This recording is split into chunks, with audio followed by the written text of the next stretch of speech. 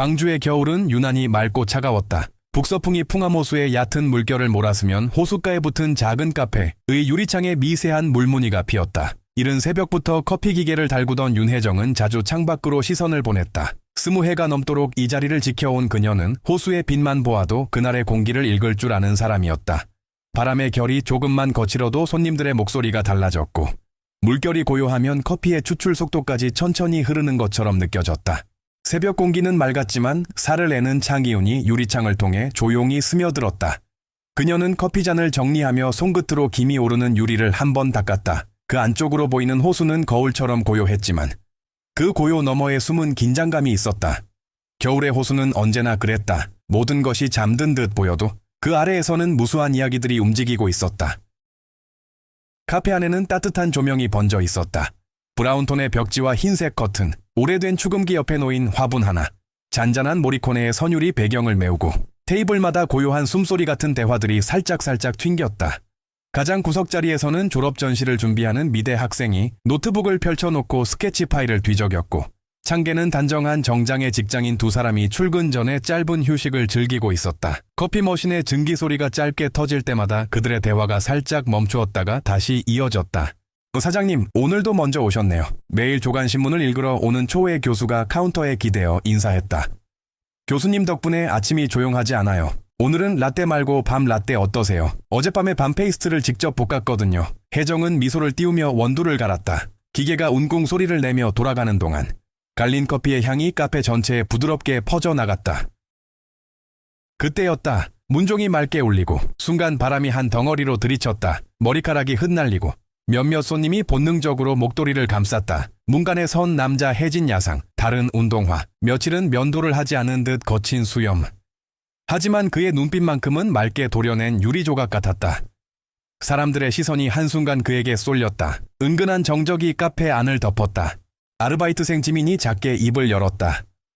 사장님, 그녀의 눈에는 이 사람, 어쩌죠? 라는 표정이 그대로 실려 있었다. 혜정은 잠시 손에 쥔 포트를 내려놓고 그 사람을 향해 걸어갔다. 그녀의 걸음은 느리지만 흔들리지 않았다. 어서 오세요. 그녀의 목소리는 조용했지만 단단했다. 남자는 모자를 벗으며 고개를 숙였다. 춥고 목이 마른데? 돈이 없습니다. 따뜻한 물 한 잔만 마실 수 있을까요? 금세 나가겠습니다. 입술이 텁텁하게 말라 있었고 손끝은 붉게 트고 있었다. 그의 말투에는 자존심이 묻어 있었다. 동정을 거절하는 사람의 말투. 혜정은 그를 곧바로 거절하지 않았다. 오히려 조용히 주변을 둘러보았다. 빈자리. 특히 창가 가장자리 두 자리 중 하나를 가리켰다. 그 자리에 앉으시죠. 호수가 제일 잘 보이는 자리예요. 남자는 잠시 머뭇거렸다. 하지만 그녀의 시선에는 가식이 없었다. 그는 느린 걸음으로 그 자리에 앉았다.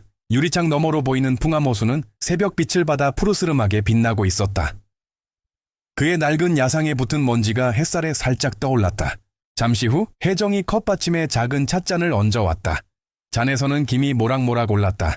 이건 대추와 생강을 우리 집에서 말려 끓인 차예요. 물을 드릴까 하다가 차라리 이게 나을 것 같아서요. 그녀는 미소를 지었고 남자는 잠시 그 잔을 바라보다가 조심스럽게 손을 뻗었다. 뜨거운 기운이 손바닥으로 새우며들자 그는 거의 들리지 않는 목소리로 중얼거렸다. 고맙습니다. 카페 안의 소리들이 조금씩 돌아왔다. 숟가락이 잔에 닿는 소리, 낮은 대화. 초회 교수는 신문을 접으며 조용히 그 남자를 한 번 바라보았다가 다시 신문으로 시선을 돌렸다. 혜정은 그의 모습을 한참 지켜보다가 다시 카운터 뒤로 돌아왔다. 그녀는 기계를 끄며 속으로 중얼거렸다. 오늘 바람이 유난히 매섭더니 이런 손님이 오시는군요. 호수 밖에서는 눈이 내릴 듯 흐린 빛이 돌았고 카페 안에서는 커피 향과 생강 향이 얽혀 있었다. 그날 아침 그 남자가 남긴 건 빈 찻잔과 자리 위에 살짝 눌린 온기뿐이었다. 하지만 혜정은 그 온기가 왠지 낯설지 않았다. 그녀는 천천히 창밖을 보며 생각했다. 저 사람 다시 올지도 몰라. 바람은 여전히 찬데 창유리에는 아주 얇은 물무늬가 새로 그려지고 있었다. 호수 건너편 갈대들이 서걱거리며 흔들렸다. 그리고 그 아침 광주의 겨울은 조용히 하나의 이야기를 열기 시작했다.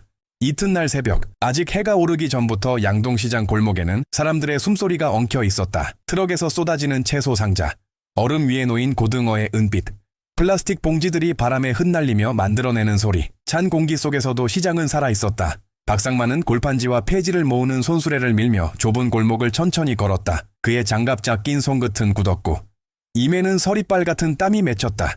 이 시간에는 누구도 나를 보지 않는다.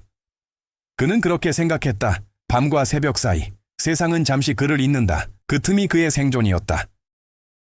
그는 한참 동안 상자 더미를 모으다 과일 가게 앞에서 들려오는 목소리에 고개를 들었다.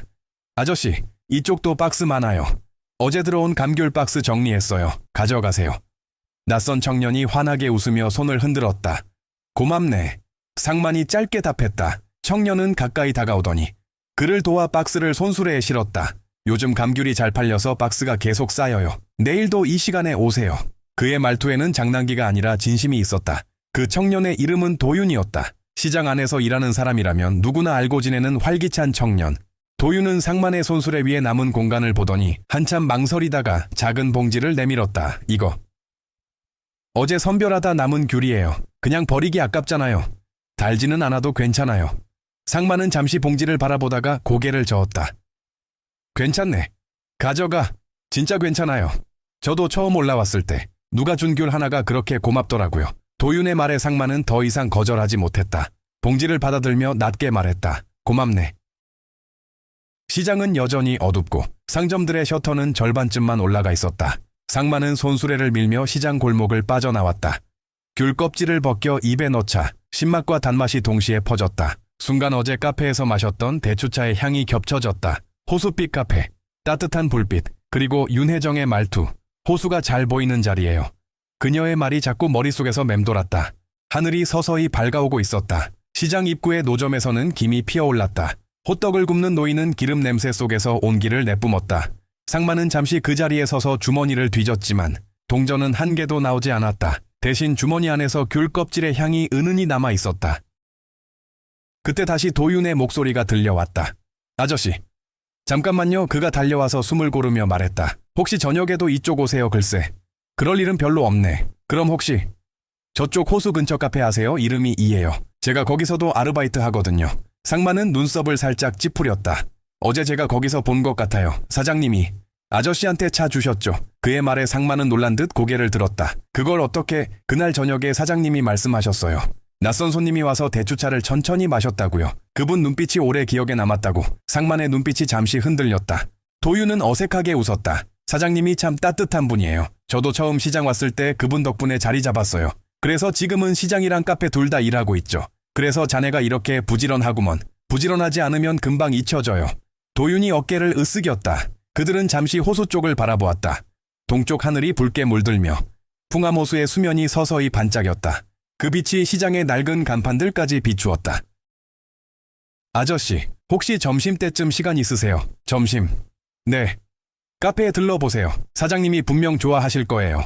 괜한 걱정 끼치기 싫네. 그분은 그런 걱정을 부담으로 안 느끼실 거예요. 도윤은 손을 털며 다시 가게 안으로 들어갔다. 상만은 잠시 그 자리에 서 있었다. 그리고 문득 하늘을 올려다보았다. 바람에 흩날리는 천막이 햇빛을 받아 반투명하게 빛났다. 그는 천천히 손수레를 밀며 골목을 빠져나왔다. 귤 봉지는 여전히 손에 쥐어져 있었다. 호숫빛. 그 단어가 머릿속에서 잔잔하게 울렸다. 그날 오후. 그는 오래된 창고 옆에서 손수레를 멈추었다. 귤 하나를 꺼내 반으로 쪼갠 뒤 조심스럽게 한 조각을 입에 넣었다. 신맛이 퍼지자 어제 마셨던 대추차의 따뜻함이 다시 혀끝을 감쌌다. 그는 자신도 모르게 미소를 지었다. 오랜만이었다. 입꼬리가 저절로 올라가는 감정은 저녁 무렵 시장은 다시 시끄러워졌다. 사람들의 발걸음, 장사꾼들의 목소리, 그리고 어디선가 들려오는 트럭 경적 소리. 그때 누군가 그의 어깨를 두드렸다. 아저씨, 내일도 오실 거죠? 도윤이었다. 그럴 생각이네. 그럼 내일은 귤 대신 따뜻한 국물 하나 대접할게요. 그럴 필요는 없네. 필요는 없지만 하고 싶어요. 도윤의 웃음에 상만은 아무 말 없이 고개를 끄덕였다. 밤이 깊어갈수록 시장은 서서히 고요해졌다. 상만은 손수레를 끌고 호수 쪽으로 향했다. 멀리서 의 간판 불빛이 보였다. 창문 너머로 희미한 조명이 새어나왔다. 그녀가 있을까? 그는 잠시 멈추어 섰다. 들어갈까? 말까? 손끝이 떨렸다. 하지만 이내 발걸음을 돌렸다. 오늘은 아니었다. 아직 준비가 되지 않았다. 호숫가를 스치는 바람이 머리카락 사이로 스며들었다. 그는 천천히 벤치에 앉았다. 귤 껍질 냄새가 바람에 섞였다. 이상한 여자야. 그렇게까지 할 필요는 없었는데. 그는 그렇게 중얼거렸다. 그러나 곧 입가에 작게 미소가 번졌다. 어쩌면 세상에는 이유 없는 친절도 있는 법이다. 그가 잊고 지냈던 문장을 누군가 다시 가르쳐주고 있었다. 호수 건너편에 불빛이 일렁였다. 밤이 완전히 내리기 전의 시간. 세상은 잠시 부드럽게 변했다. 박상만은 잠시 눈을 감았다. 귤의 단내가 코끝을 스쳤다. 그리고 그 순간 그의 마음 어딘가에서 아주 작은 불씨가 깜빡이며 살아났다. 다음 날 아침 호수에는 얇은 안개가 깔려 있었다. 바람은 잔잔했고 새들의 울음소리가 멀리서 희미하게 들려왔다. 박상만은 손수레를 밀며 양동시장 골목을 지나 어제 그 청년이 말한 방향으로 발길을 돌렸다. 하얀 김을 내뿜는 포장마차들 사이로. 이에 간판이 보였다. 밤새 눈이 내렸던 건지 간판 위에는 희미한 눈가루가 쌓여 있었다.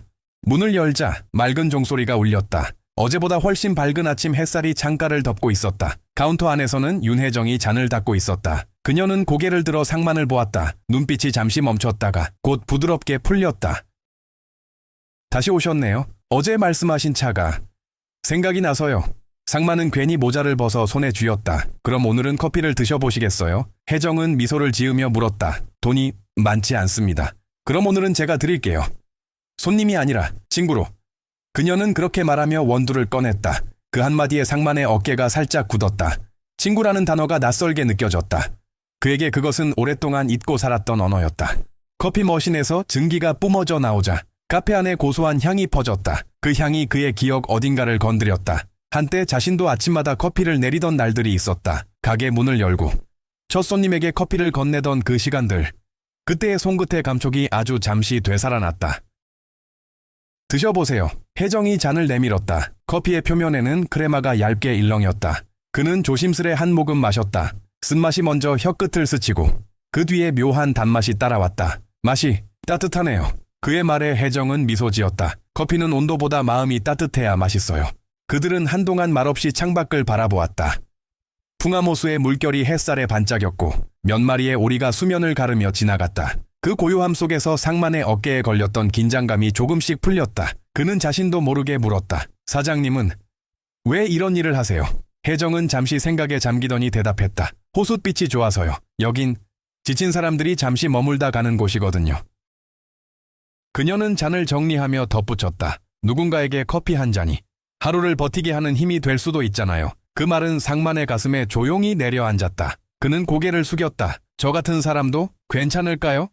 혜정은 그를 똑바로 바라보았다. 사람에게 괜찮지 않은 순간은 있어도 괜찮지 않은 사람은 없어요. 그 말 한마디가 오래 울렸다. 그날 오후 상만은 카페를 나서며 작게 인사했다. 감사합니다. 오늘 커피 정말 따뜻했습니다. 내일도 오세요. 커피 대신 국수를 드릴게요. 국수요, 우리 가게 특별 메뉴예요. 직접 반죽해서 끓이는 칼국수. 날이 추우니까요. 그녀의 말에 상만은 어색하게 웃었다. 그럼 내일도 와보겠습니다. 그날 밤 상만은 시장 골목의 벽에 기대어 눈을 감았다. 귤 봉지와 함께 작은 희망이 손에 쥐어져 있었다. 내일도 와보겠습니다. 그는 낮에 했던 그 말을 속으로 되뇌었다. 그 문장이 마음속 어딘가에서 따뜻하게 빛났다. 다음 날 아침 눈발이 흩날렸다. 호수는 다시 희뿌연 안개로 덮였다. 상만은 손수레를 한쪽에 세워두고 주머니에 작은 귤 하나를 쥔 채 카페로 향했다. 문을 열자 따뜻한 공기와 함께 국물 냄새가 코끝을 스쳤다. 오셨군요. 금방 준비돼요. 윤혜정은 주방 쪽에서 얼굴을 내밀었다. 냄비 안에서는 칼국수가 부드럽게 끓고 있었다. 멸치와 다시마 국물 위로 들깨가 둥둥 떠 있었고 김이 하얗게 피어올랐다. 이리 앉으세요. 그녀는 호수가 가장 잘 보이는 자리를 손으로 가리켰다. 창밖에는 눈송이가 느리게 흩날리고 있었다. 그는 말없이 자리에 앉았다. 잠시 후 김이 모락모락 나는 그릇이 그의 앞에 놓였다. 이건 그냥 국수가 아니에요. 제 손으로 반죽하고 마음으로 끓인 거예요. 그녀의 말투는 장난스러웠지만 눈빛은 진지했다.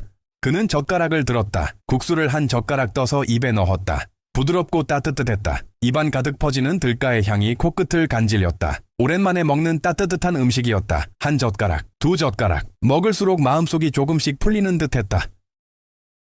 혜정은 조용히 카운터로 돌아가 이를 보았다. 그녀는 가끔 고개를 들어 그를 바라보았다. 그가 국수를 천천히 먹는 모습을 보며 그녀의 눈가가 잠시 흔들렸다. 그의 굽은 어깨, 거칠어진 손끝, 그리고 식사 앞에서 조심스러워지는 자세. 그녀는 문득 오래전 잃은 남편의 얼굴이 겹쳐 보였다. 추우시죠? 이따 나가실 땐 따뜻한 물 한 병 챙겨드릴게요. 그럴 필요 없습니다. 필요해서가 아니라 제 마음이에요. 상만은 그 말을 듣고 잠시 고개를 숙였다. 그의 입술이 미세하게 떨렸다. 그는 오랫동안 누군가의 마음을 받는 일에 익숙하지 않았다. 세상은 늘 그를 밀어냈고 친절은 언제나 짧았다. 그러나 이 카페의 공기만은 달랐다. 그녀의 말과 눈빛 속에는 계산도, 연민도 없었다. 그날 그는 그릇을 비우고도 한동안 자리를 떠나지 못했다. 창밖에서는 눈이 더 굵어지고 있었다. 호수 보이시죠? 혜정이 물었다. 네, 참 고요하네요. 봄에는 벚꽃이 피어요. 호수 전체가 분홍빛으로 물들죠. 여름에는 연꽃이 피고 가을에는 단풍이 호수에 비쳐요. 그리고 겨울엔 이렇게 조용하죠. 그녀는 말끝을 흐렸다. 겨울이 가장 힘든 계절 같지만 사실은 봄을 품고 있거든요. 그 말에 상만은 한참 동안 아무 말도 하지 못했다. 그의 시선이 천천히 창밖으로 향했다.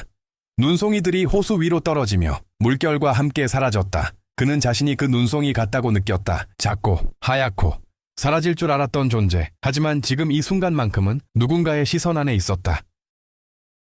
그는 자리에서 일어나 조심스럽게 인사했다. 잘 먹었습니다. 또 오세요? 그래도 될까요? 물론이죠. 우리 가게에는 그런 손님이 많아요. 다시 오시는 분들. 그녀의 말에 상만은 작게 고개를 끄덕였다.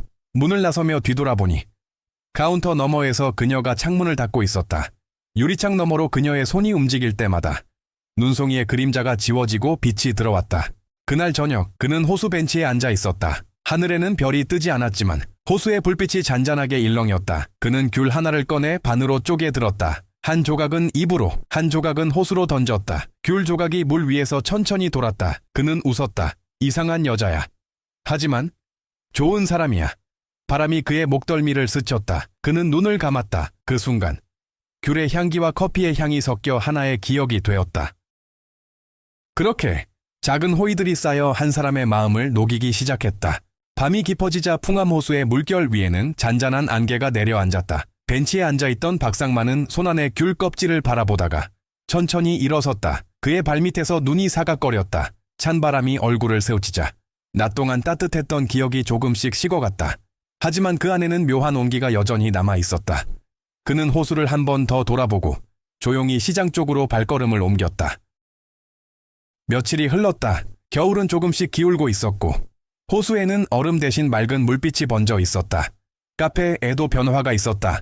아침마다 오는 손님들이 늘었고 창개는 벚나무 가지가 조금씩 색을 달리하기 시작했다. 윤혜정은 어느새 상만을 직원처럼 대했다. 그는 청소를 하고 테이블을 닦고 가끔은 손님에게 커피를 내렸다.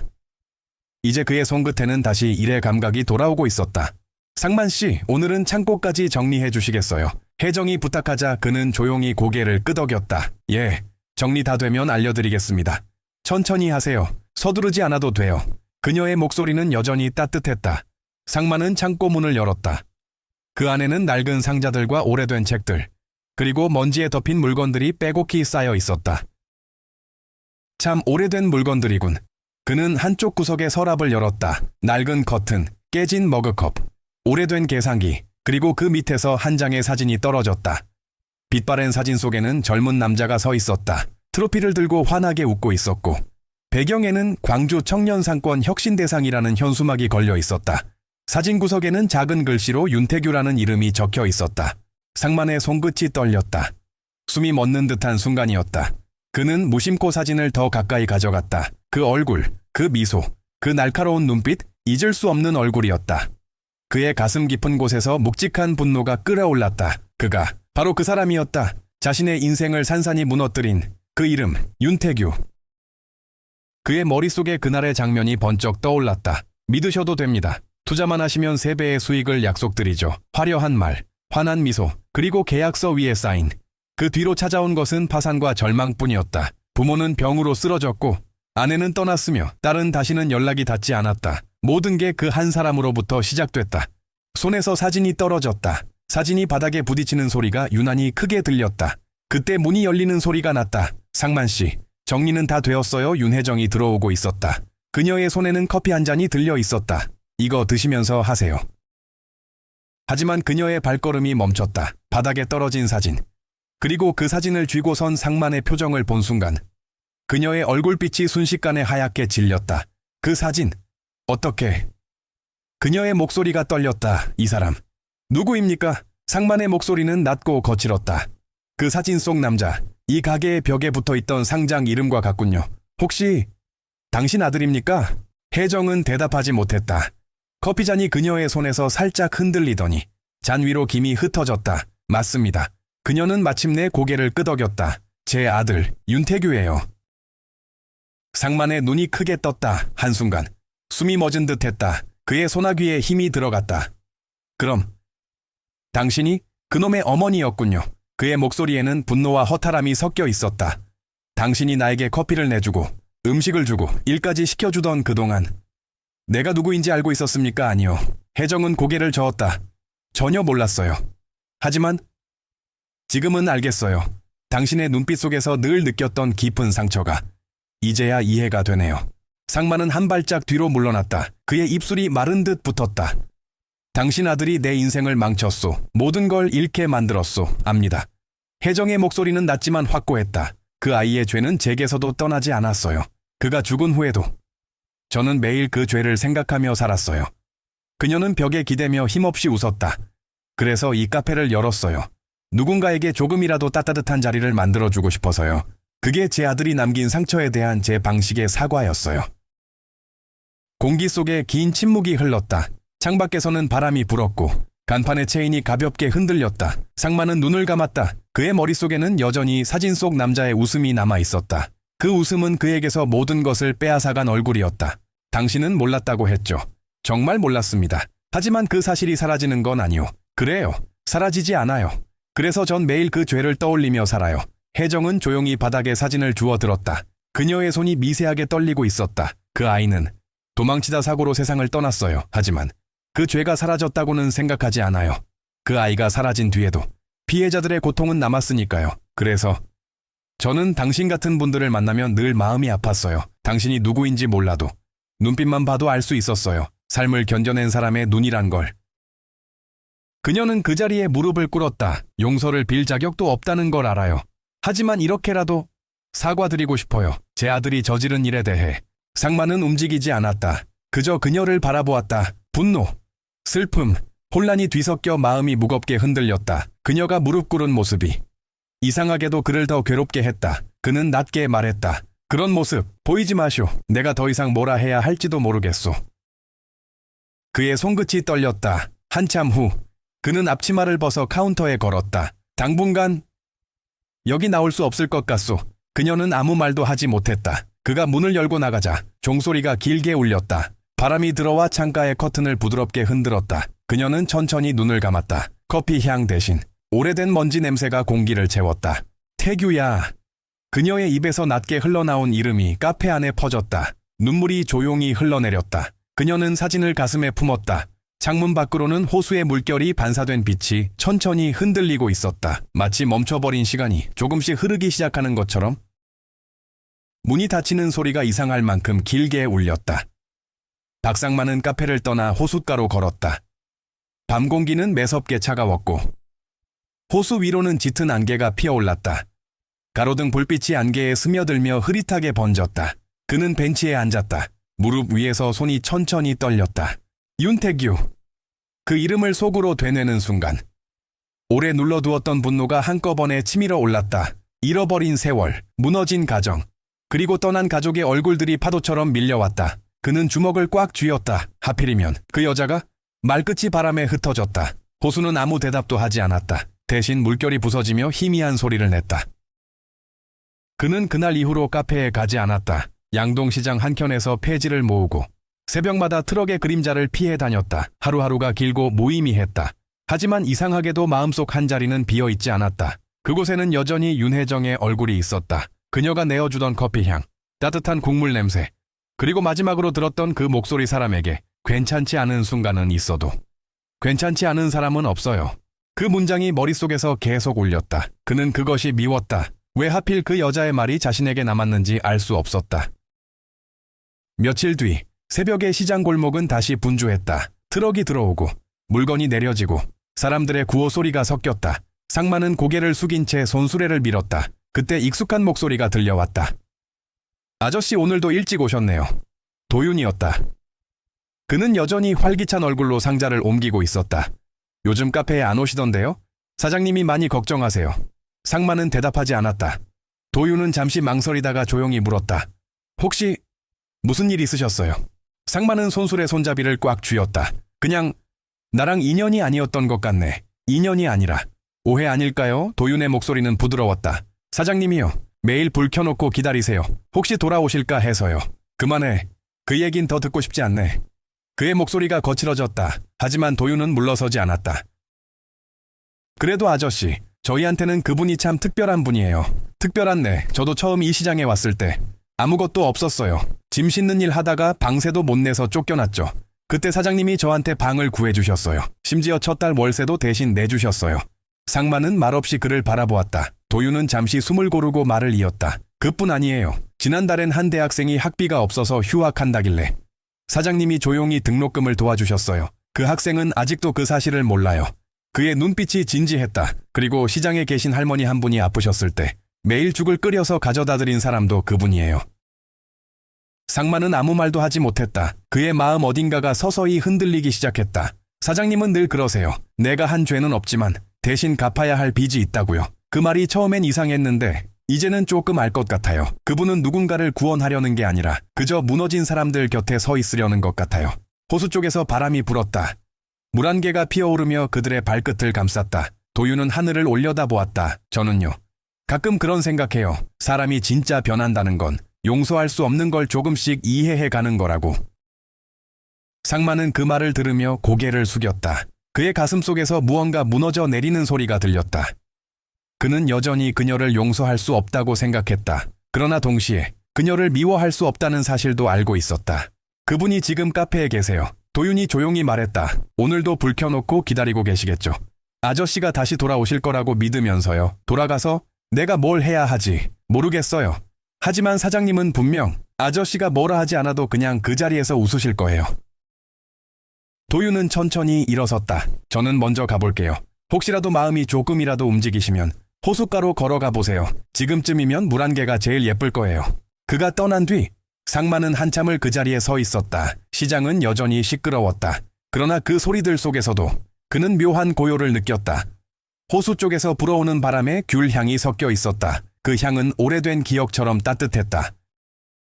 그는 손수레를 천천히 밀며 호숫가로 걸었다. 길가에 쌓인 눈이 바람에 흩날렸다. 멀리서 보이는 카페의 불빛이 희미하게 흔들렸다. 그는 멈춰 섰다. 돌아가면 모든 게 달라질까? 그의 마음속에는 아직 용서와 분노가 뒤섞여 있었다. 하지만 도윤의 말이 다시 떠올랐다. 사람이 진짜 변한다는 건 용서할 수 없는 걸 조금씩 이해해가는 거예요. 그는 한숨을 내쉬었다. 그리고 벤치에 앉았다. 물 한 개가 발끝을 덮고 호수 위에서는 백로 한 쌍이 조용히 날고 있었다. 그 순간 그는 자신도 모르게 중얼거렸다. 그 여자는 참 이상한 사람이야. 그 말이 허공에 흩어졌다. 그는 하늘을 올려다보았다. 어느새 구름 사이로 해가 들고 있었다. 바람이 불자 안개가 천천히 걷혔다. 호수 너머로 보서로의 간판이 선명하게 드러났다. 그는 눈을 가늘게 떴다. 마치 그곳에서 누군가 자신을 기다리고 있는 것처럼 느껴졌다. 그날 저녁 시장의 불빛이 하나둘 켜질 무렵 상마는 다시 그 길을 걸었다. 발걸음은 여전히 무겁고 마음은 여전히 흔들렸지만 그의 시선은 처음으로 앞을 향하고 있었다. 호숫가의 공기가 차가웠지만 어딘가에서 따뜻한 향이 흘러왔다. 그는 천천히 속으로 되뇌었다. 내일은 가보자. 단 한 번만 더. 물 한 개 사이로 카페의 불빛이 작게 반짝였다. 그 빛은 멀리서도 분명히 그를 향해 있었다. 마치 길 잃은 사람을 부르는 등대처럼 그는 오랜만에 미소를 지었다. 입가에 걸린 그 미소는 작고 어색했지만 그 속에는 아주 희미한 온기가 있었다. 호수의 잔물결이 그 미소를 따라 흔들렸다. 그리고 그날 밤 박상만은 오랜 시간 잊고 지냈던 단어 하나를 떠올렸다. 돌아감. 이튿날 아침 하늘은 희미한 안개빛으로 물들어 있었다. 호숫가의 벚나무 가지마다 아직 남은 눈송이가 살짝 걸려 있었고 호수 위에서는 아침 햇살이 은빛으로 번지고 있었다. 박상만은 손수레를 천천히 밀며 그 길을 걸었다. 시장으로 가던 발걸음이 어느새 카페 쪽으로 향해 있었다. 발밑에 눈이 녹아 물기가 번들거렸고 그 위로 햇빛이 고요히 반사되었다. 옛 간판이 눈에 들어왔다. 그는 문 앞에 멈춰 섰다. 손끝이 미세하게 떨렸다. 그 안에는 따뜻한 공기와 커피향. 그리고 그 여자가 있었다. 잠시 망설였지만 문손잡이에 손을 올렸다. 문이 열리자 종소리가 울렸다. 그리고 그 소리와 함께 익숙한 향기가 코끝을 스쳤다. 카운터 뒤에서는 윤혜정이 커피를 내리고 있었다. 그녀는 고개를 들었다. 한순간 모든 동작이 멈췄다. 눈이 마주쳤다. 그녀의 눈빛 속에는 놀라움과 반가움, 그리고 미묘한 슬픔이 섞여 있었다. 상만 씨, 그녀의 목소리가 작게 떨렸다. 그는 모자를 벗으며 고개를 숙였다. 제가 돌아와도 될까요? 혜정의 눈가가 순간 젖었다. 그녀는 천천히 다가와 고개를 끄덕였다. 당연하죠. 이곳은 늘 그 자리에 있었어요. 그리고 언제나 당신의 자리가 있었어요. 그 말에 상만은 잠시 입술을 깨물었다. 무언가가 목구멍까지 차올랐지만 그는 억눌렀다. 그저 조용히 고개를 숙였다. 민호. 아니, 도윤이가 그랬어요. 사장님이 늘 불을 켜두고 기다리신다고. 그녀는 가볍게 웃었다. 그 아이는 말이 많죠. 그래도 틀린 말은 아니에요. 그녀는 카운터 아래에서 새 앞치마를 꺼냈다. 이거 다시 하실래요? 상만은 앞치마를 받아들었다. 손끝에 낯익은 천의 감촉이 닿았다. 그가 그것을 매만지자 혜정은 작게 말했다. 그동안 잘 지내셨죠? 잘 지냈습니다. 아니, 그럭저럭 버텼습니다. 버티는 것도 잘 지내는 거예요. 그녀는 웃었지만 눈가의 주름이 살짝 떨렸다. 잠시 후 카페 안에는 익숙한 리듬이 다시 흘렀다. 커피 머신의 증기 소리, 컵이 부딪히는 소리, 그리고 창문 너머에서 들려오는 호수의 잔잔한 파도 소리까지 모든 게 원래의 자리를 찾아가는 듯했다. 오늘은 손님이 많을 것 같아요. 혜정이 말했다. 도윤이가 시장에서 관광팀을 데려온다고 하더라고요. 그 친구는 늘 바쁘네요. 그래서 귀엽죠. 그녀가 웃었다. 그 미소는 예전보다 조금 더 단단해 보였다. 점심 무렵 카페 문이 다시 열렸다. 사장님, 다녀왔습니다. 도윤이 활기차게 들어왔다. 그리고 그 뒤로 따라 들어온 몇몇 손님들이 창가 자리에 앉았다. 그는 상만을 보자 눈이 커졌다. 아저씨 돌아오셨네요. 그래. 도윤아? 야, 진짜 사장님 말씀대로 됐어요. 돌아오신다고 했는데. 혜정은 카운터 너머에서 미소 지으며 그 말을 들었다. 그녀의 눈빛에는 안도의 빛이 어렸다. 손님이 많아지자 상만은 곧장 움직였다. 컵을 닦고 테이블을 치우고 주문을 받았다. 그의 손놀림은 서툴지만 부드러웠다. 그 모습을 지켜보던 혜정은 잠시 멈춰섰다. 몇 달 전 초라한 옷차림으로 카페에 들어와 따뜻한 물 한 잔을 정하던 그 남자가 이제는 누구보다 자연스럽게 카페의 일부가 되어 있었다. 그날 오후 손님들이 하나둘 떠나자 카페 안은 고요해졌다. 햇살이 창문을 통해 길게 들어왔고 커피잔 위로 부드럽게 흘렀다. 혜정은 상만을 불렀다. 잠시 앉으세요. 그가 의자에 앉자 그녀는 잔 하나를 건넸다. 오늘은 제가 내린 커피예요. 전날의 대추차 대신으로. 그는 조심스레 잔을 들어 향을 맡았다. 고소한 향이 코끝을 감싸며 퍼졌다. 커피 향이 다르네요. 오늘은 브라질 원두예요. 쌉쌀하지만 부드럽게 마무리돼요. 마치 상만 씨 같아요. 그녀의 농담에 그는 웃음을 터뜨렸다. 그 웃음은 오랜만이었다. 그 소리에 혜정의 눈가도 함께 부드러워졌다. 그는 커피를 한 모금 마셨다. 뜨거운 액체가 목을 타고 내려갔다. 그는 잔을 내려놓으며 천천히 말했다. 제가 아직 용서한 건 아닙니다. 그럴 거라 생각했어요. 하지만 미워하지도 않습니다. 그녀는 고개를 들었다. 그 말이면 충분해요. 용서는 때로 평화를 찾아가는 길이지 누군가를 잊는 게 아니니까요. 그녀는 말을 이었다. 제가 카페를 연 이유가요. 사실은 사과가 아니라 희망이었어요. 그 아이가 남긴 상처가 너무 커서 그걸 사과로 다 덮을 수 없다는 걸 알았거든요. 그래서 생각했어요. 누군가에게 따뜻한 자리를 내어주는 일. 그게 내 남은 생의 사명일지도 모른다고. 상만은 천천히 고개를 끄덕였다. 그녀의 목소리에는 어떤 연민도, 변명도 없었다. 그저 진심만이 있었다. 그는 손을 뻗어 커피잔을 다시 들었다. 잔 위에 김이 천천히 올라왔다. 그는 그 김 너머로 혜정을 바라보았다. 사장님, 저도 이제는 돕고 싶습니다. 돕는다니요? 이 카페를요. 저처럼 다시 시작하고 싶은 사람들에게 이곳이 작은 쉼터가 되게 하고 싶습니다. 혜정은 놀란 듯 눈을 크게 떴다. 정말 그렇게 생각하세요? 네.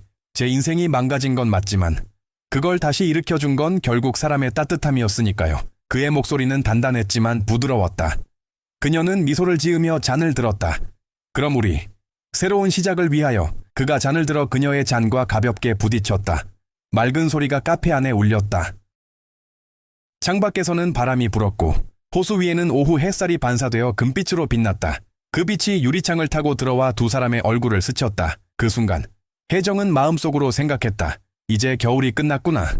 그날 밤 상만은 혼자 카페를 닫았다. 의자들을 올리고 바닥을 닦고 커피 머신에 전원을 내렸다. 그리고 문을 나서기 전 잠시 창문 너머를 바라보았다. 호수는 고요했고 가로등 불빛이 물 위에서 잔잔히 흔들리고 있었다. 그는 깊게 숨을 들이마셨다. 커피향, 들깨국수의 냄새, 귤향, 그리고 바람의 냄새, 그 모든 것이 그의 하루 속에 녹아 있었다.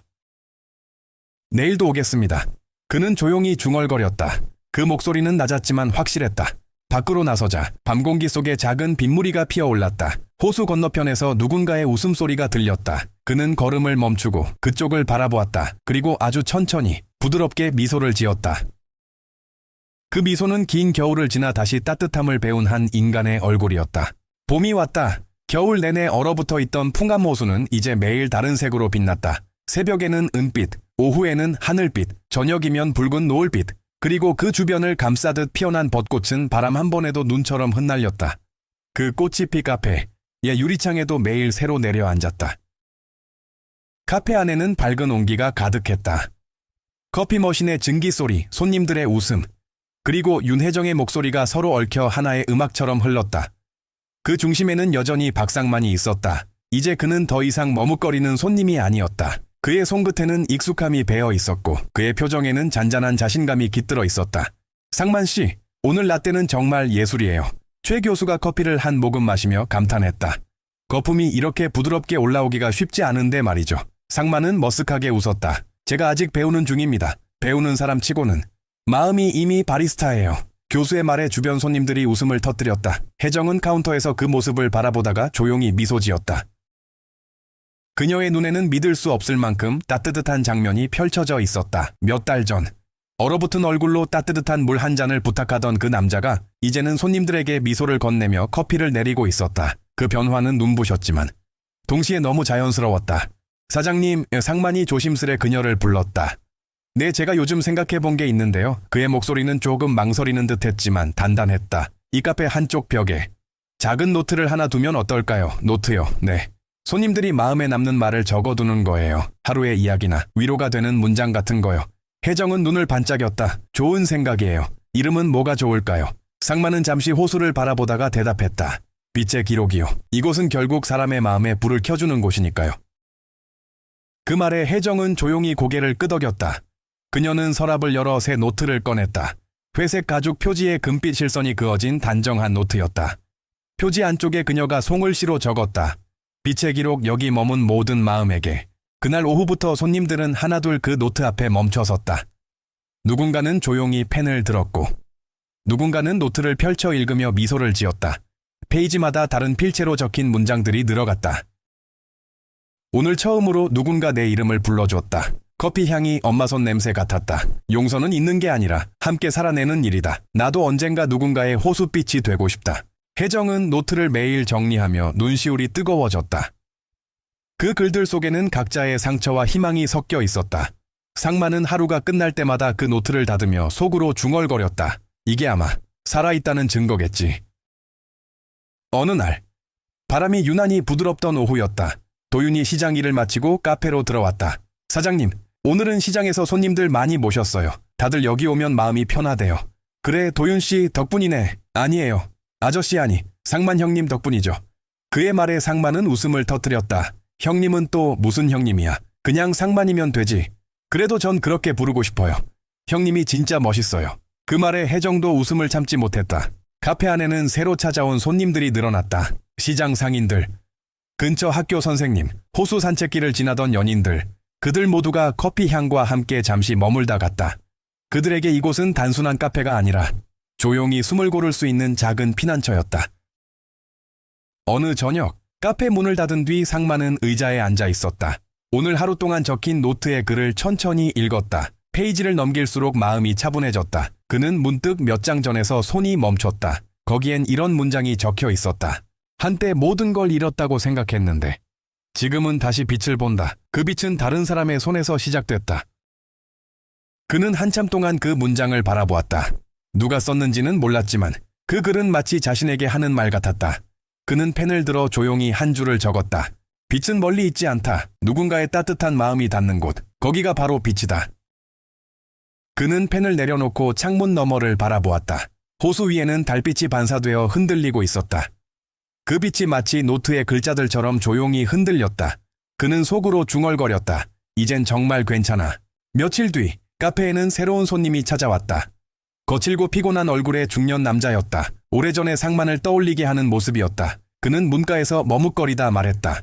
물 한 잔만 마실 수 있을까요? 상만은 잠시 멈췄다가 부드럽게 웃었다. 물보다 좋은 게 있습니다. 잠시만 기다리세요. 잠시 후 그는 그에게 커피 한 잔을 내밀었다. 이건 호숫빛 블렌드예요. 조금 진하지만 마시면 마음이 따뜻해질 겁니다. 남자는 조심스럽게 잔을 들었다. 이거 비싼 거 아니에요. 괜찮습니다. 오늘은 제가 드리는 날이니까요. 혜정은 카운터 뒤에서 그 장면을 조용히 지켜보았다. 그녀의 입계는 잔잔한 미소가 번졌다. 그녀는 속으로 생각했다. 그는 이제 완전히 이곳의 사람이 되었구나. 커피 향이 카페 안을 채웠다. 창가 밖에서는 벚꽃잎이 바람에 흩날리고 있었다. 그 꽃잎이 유리창에 닿았다가 미끄러져 내렸다. 그때 혜정이 말했다. 상만 씨, 봄이 정말 예쁘죠, 예. 그런데 이상하게 예쁜데도 슬퍼요. 그게 봄이에요. 모든 게 피어나지만 동시에 사라질 준비를 하잖아요. 그래서 지금을 더 소중히 느끼는 걸까요? 그렇겠죠. 그녀는 고개를 끄덕이며 창밖을 바라보았다. 이 벚꽃이 다 지면 또 여름이 올 거예요. 그리고 사람들은 다시 이곳을 찾겠죠. 이 카페는 이제 사람들의 이야기로 가득할 테니까요. 상만은 미소 지었다. 사장님, 네, 호숫빛이라는 이름. 정말 잘 지으셨어요. 처음에는 그저 예쁜 말이라 생각했는데 지금은 그 의미를 알겠어요. 어떤 의미요? 어둠 속에서도 반사되는 빛, 자기 빛이 아니라 누군가의 빛을 받아 더 멀리 퍼지는 빛. 그의 말에 혜정의 눈가가 붉어졌다. 그녀는 작게 대답했다. 맞아요. 그게 바로 우리가 하는 일이에요. 카페의 시계가 6시를 알렸다.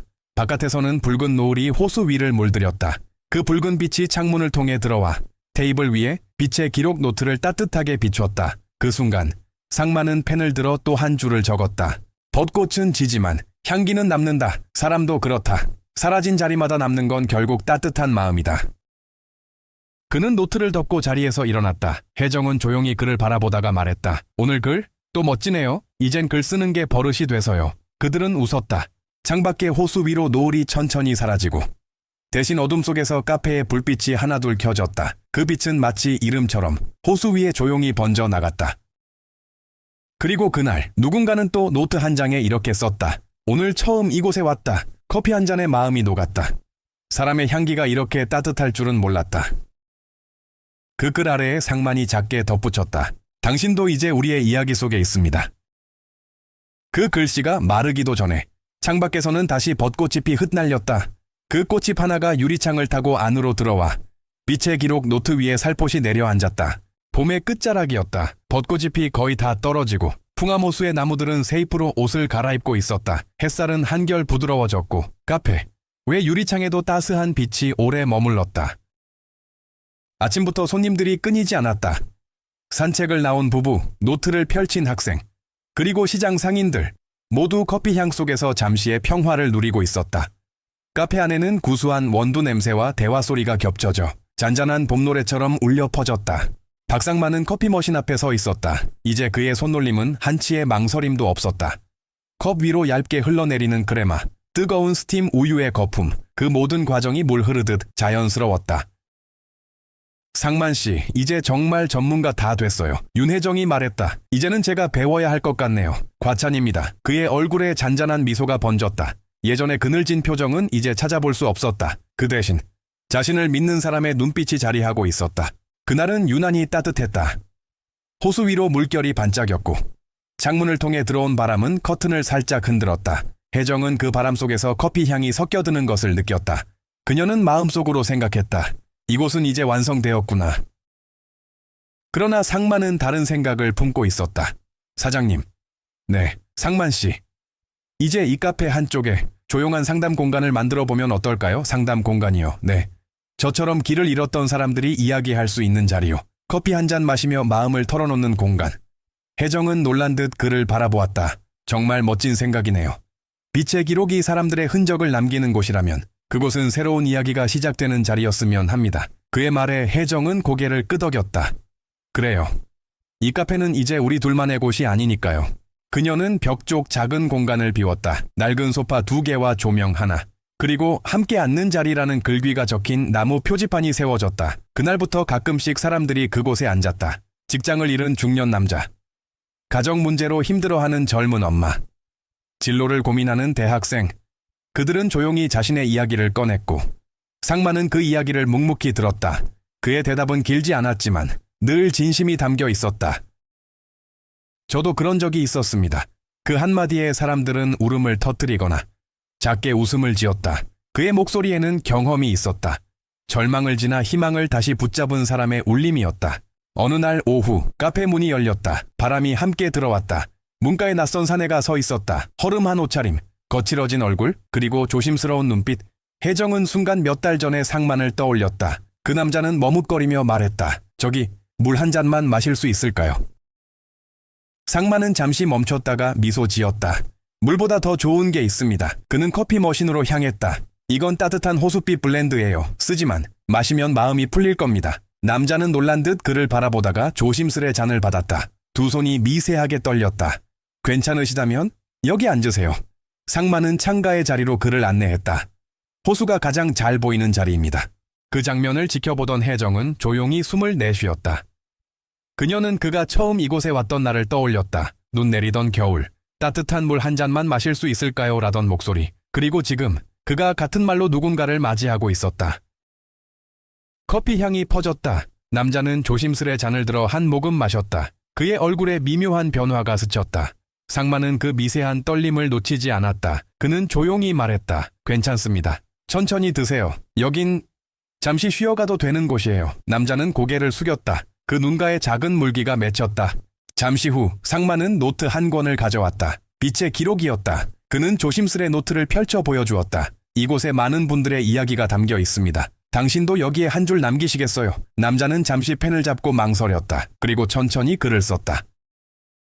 오랜 시간 방황했습니다. 하지만 오늘 한 잔의 커피가 나를 멈추게 했습니다. 상마는 그 글을 보고 미소 지었다. 좋은 시작입니다. 남자가 고개를 들었다. 시작이라니요, 끝난 게 아니라 이제 다시 시작하셨다는 뜻입니다. 그 말에 남자는 말없이 고개를 끄덕였다. 그의 눈빛에 작은 불빛이 스쳤다. 창밖에서는 햇살이 호수 위로 퍼지고 있었다. 그 빛이 두 사람의 얼굴을 비췄다. 저녁이 되자 손님들이 하나둘 자리를 비웠다. 혜정은 조용히 창문을 닫고 있었다. 바람이 불자 커튼이 흔들렸고 창가의 노트 페이지가 살짝 넘어갔다. 상만이 다가가 조용히 물었다. 사장님, 오늘도 좋은 하루였죠? 그렇죠. 그녀는 창문 너머로 붉은 노을을 바라보았다. 예전에는 하루가 끝나면 두려웠어요. 다시 어두워질까봐. 그런데 요즘은 달라요. 이제 어둠이 와도 그 안에서 빛을 찾을 수 있을 것 같아요. 상만은 고개를 끄덕였다. 저도 그래요. 사람이 사람에게 빛이 될 수 있다는 걸 알게 됐으니까요. 그때 노트 위로 한 줄의 글이 새로 보였다. 도윤이 퇴근하며 남긴 글이었다. 오늘도 호수빛은 여전히 따뜻하다. 이곳에서 다시 살아나는 사람들을 본다. 그게 바로 기적이다. 혜정은 그 글을 읽으며 조용히 미소 지었다. 그녀는 카운터 위에 불을 하나둘 끄고 마지막으로 창가 조명을 남겨두었다. 그 빛이 호수에 반사되어 잔물결 위로 퍼졌다. 이제 정말 새로운 하루가 시작되네요. 그녀의 말에 상만이 대답했다. 맞아요. 우린 오늘도 누군가의 내일을 준비하고 있으니까요. 그 순간 문이 살짝 열리며 봄바람이 들어왔다. 그 바람에 노트의 마지막 페이지가 천천히 넘어갔다. 그 페이지 맨 아래에는 상만이 전날 밤 적어둔 글이 있었다. 모든 끝에는 또 다른 시작이 있다. 그리고 그 시작은 언제나 누군가의 따뜻한 손에서 시작된다. 창밖에서는 호수의 물결이 부드럽게 흔들리고 벚꽃 대신 새잎이 바람에 나부꼈다. 불빛은 여전히 따뜻하게 세상을 비추고 있었다. 그리고 그날 누군가의 인생은 다시 조용히 빛을 향해 걸어가기 시작했다.